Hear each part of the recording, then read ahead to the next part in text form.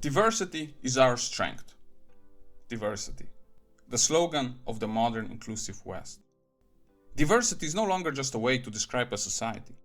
It has become a moral test.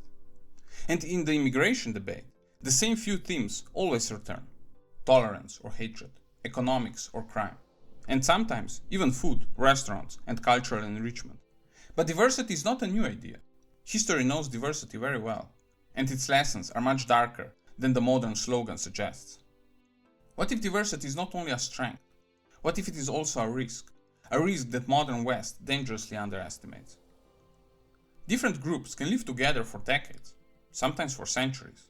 But the real test is not coexistence. The real test is crisis.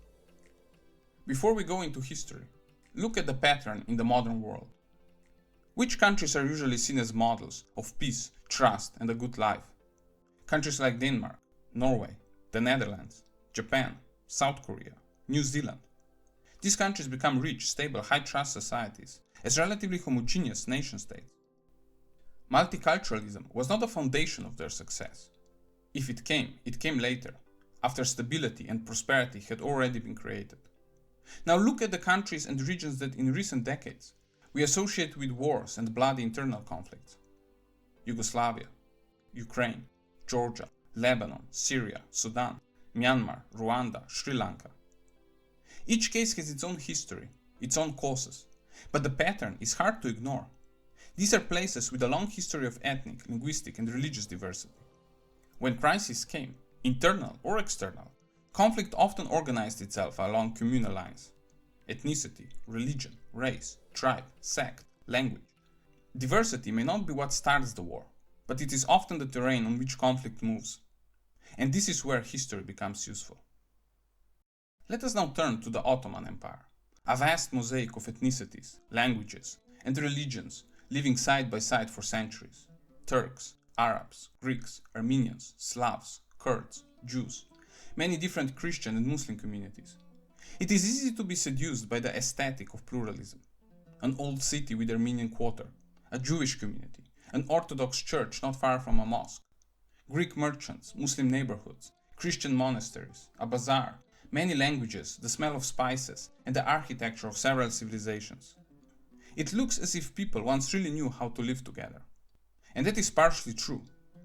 But they did not live together in the modern liberal sense. Not as a community of equal citizens, with equal rights, equal status, and one shared political identity. They lived in a world that was hierarchical, segmented, regulated, and unequal. Different communities had different rights, different duties, different taxes, different privileges, and different limits. Christian families in the Balkans were forced to give up their boys for military and administrative service. The testimonies of non-Muslims carried less weight than that of Muslims. But the hierarchy was not always simple. Some non-Muslims could become privileged intermediaries of the empire. Greek fanariots in diplomacy, Armenians and Greek merchants in finance and foreign trade. And yet, in some places, churches were restricted in how visible they could be in public, and Christian processions had to follow special rules. You could be a wealthy and respected Orthodox Greek merchant, but you still had to know your place in the hierarchy.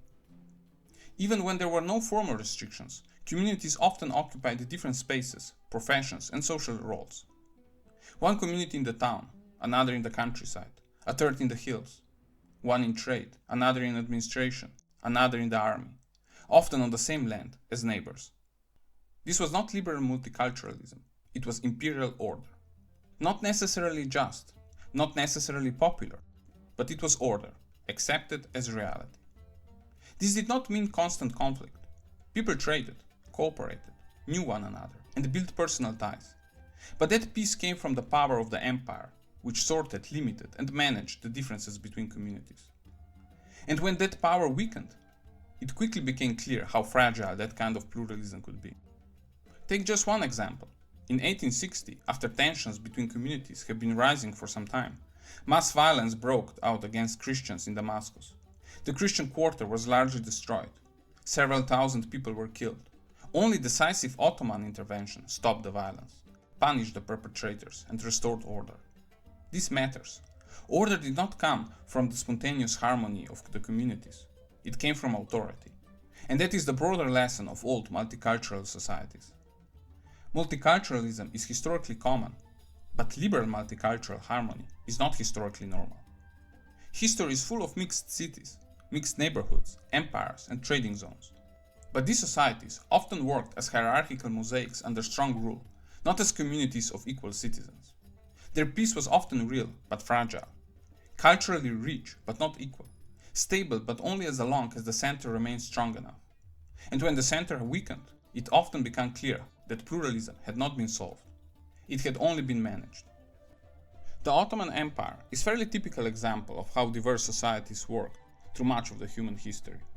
But let us look at a case much more closer to the modern West and much more uncomfortable than it wants to admit. Yugoslavia. Yugoslavia was not a medieval empire, or a society far away in some other civilizational context. Even though it was socialist, it was still a modern, European, secular, and urban society. Its citizens worked in the West in large numbers. Western popular culture, films, rock music, fashion was familiar and widely consumed. The official ideology was strictly anti-nationalist. Anti-fascism was a central part of Yugoslavia's founding myth. Brotherhood and unity was a constant slogan, and behind that ideology stood the full power of the state, the political class, the bureaucracy, the army, the schools, the media.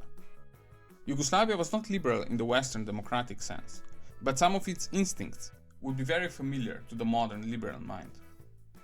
It saw nationalism as a dangerous pathology. It disciplined public speech in the name of coexistence and unity. It did not erase national identities, but those identities had to stay under the large idea of brotherhood and unity. And it pushed religion away from the center of public life. If you had arrived in Sarajevo in 1984, then an Olympic city, you would have seen a modern, urban society. A multi-ethnic city. Young people in cafes, listening to the same rock music, wearing the same jeans, socializing across ethnic lines, dating and marrying across communities. Secularism, the same schools, common television, the same laws for everyone. A common army served by young men in mixed units across Yugoslavia. To the modern Western liberal, this is almost textbook material. Different religions, different nations, even historical enemies, living together under a progressive, anti-fascist, modernizing ideology.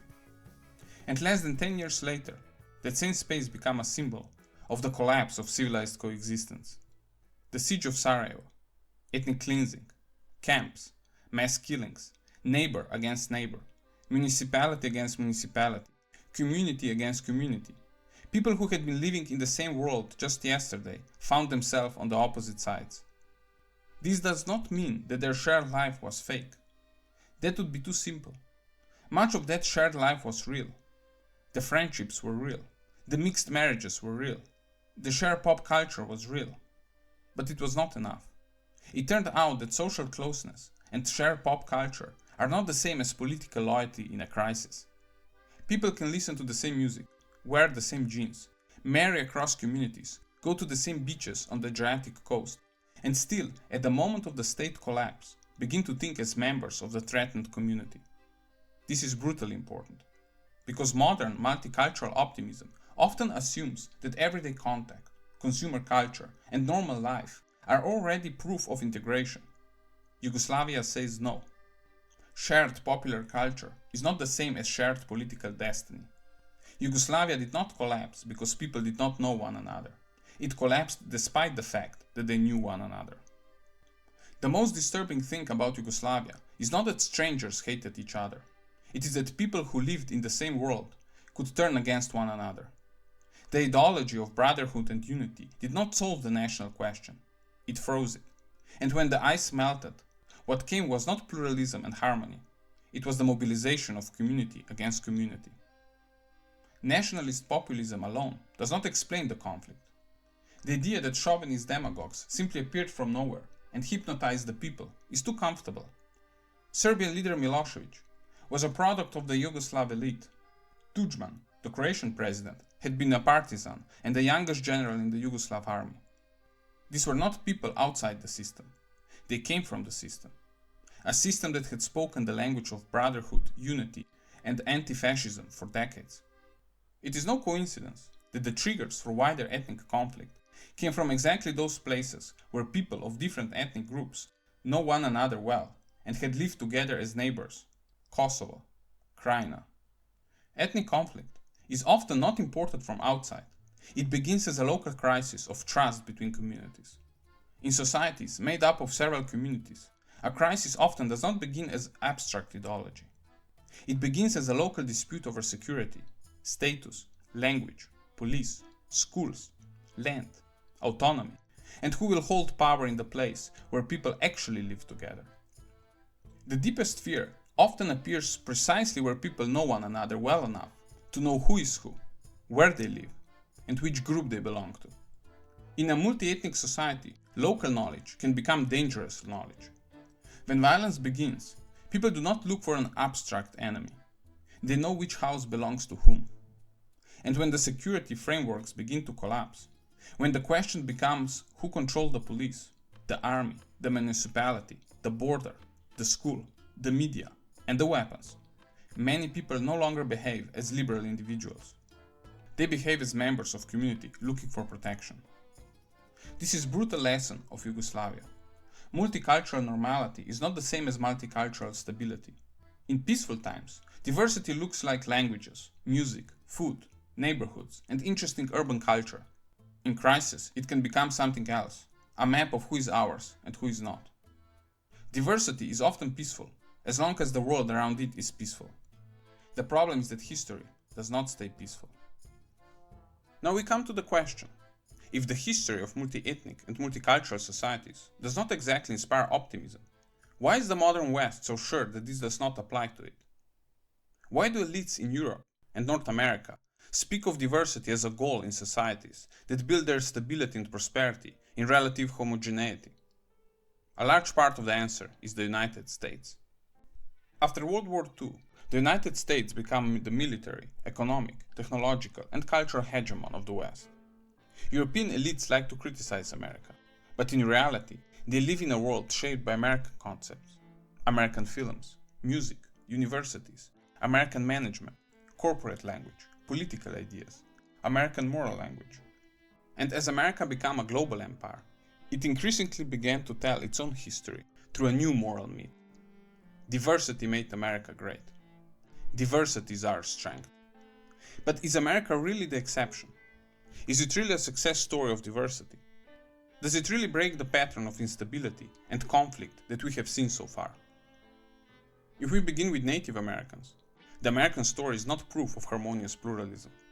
Early European settlers and Native Americans sometimes traded, formed alliances, and lived side by side for a time. But this did not create a shared multicultural society. It led to conflict, displacement, and the near destruction of the Native American world. Nor was the story inside the Republic much simpler.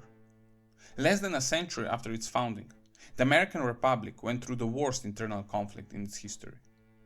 Today, the American Civil War is often read as a moral step forward, a victory over slavery. And that is true. But for our subject, something else also matters. It was a catastrophe of state stability. The Republic almost broke apart over the status of racially distinct population. A population first brought into the American system as slave labor, whose status later became an explosive political question. What had once been a solution for the plantation economy later became a time bomb for the Republic. The American Civil War was by far the most destructive war in American history. But America at that time had enormous demographic, economic, and territorial momentum. It was geopolitically safe enough to absorb the shock. Later, it could turn its civil war into a heroic story of progress. Most states cannot afford heroic stories like that. For most states, a war like that does not become a first chapter of global dominance. It becomes demographic collapse, economic disaster, foreign intervention, or permanent trauma. It may seem that the United States did manage to create a diverse society, at least among the different European settlers. But even here, we have to be careful. People of different but still similar European origins tolerated one another under the historically exceptional conditions of American expansion. Vast territory, low population density, cheap land, and oceanic protection. After the Civil War, America kept rising with remarkably little interruption. Industrialization, economic dominance, victory in both world wars, the dollar, the military, technology, Hollywood, victory in the Cold War. The America that became the global hegemon was not today's post-assimilation multicultural society. It became the world's leading power as a European-dominated, Christian, English-speaking society. Even after World War II, the demographic core still made up around 90% of the population. Almost all the rest were African Americans, who were still legally and socially treated as second-class citizens. The United States did not become a world power as a country that promoted and celebrated diversity. Racial tensions did not disappear either. Jim Crow, segregation, the struggle for civil rights, race riots, the internment of citizens of Japanese ancestry during the World War II. Diversity did not make America strong. America became strong enough to hold diversity together. Only in the last few decades do we get the idea of America as an explicitly multicultural, multiracial, multi-ethnic, multi-religious, even multilingual post-assimilation society, where white Americans are no longer obvious core of national identity. This new America has not yet gone through a major historical stress test, comparable to the Civil War, the Great Depression, or Total War, under conditions where common identity is weaker and demographic differences are more politicized. This is why it is strange when today's diverse America is used as a proof of the historical success of multiculturalism. By adopting the idea of multiculturalism and diversity, the West did not adopt American history. It adopted its modern myth. And here we return to the slogan, "Diversity is our strength." It sounds good, but historically it is much less obvious than it pretends to be. Mass immigration is not only a question of compassion, cosmopolitan openness, economics, or crime. It is the reshaping of political community. It changes the structure of trust, loyalty, fear, and conflict. Sometimes diverse society can work. Some have worked for a long time. But they almost never work by themselves. They need power, order, coercion, economic growth, and above all, a world that does not break for long enough. That is why it is naive to think that corporate slogans, school programs about tolerance, and moral condemnation of hate speech will be enough for a problem that has broken empires, federations, and states through history. The West is not only making humanitarian policy. It is not only introducing new food, new languages, and new neighborhoods. It is changing the basic structure of the political community. And it is doing this under the influence of a myth. The diversity is a strength in itself. But history says something colder. Diversity is not strength. Power is what the society needs for diversity to survive.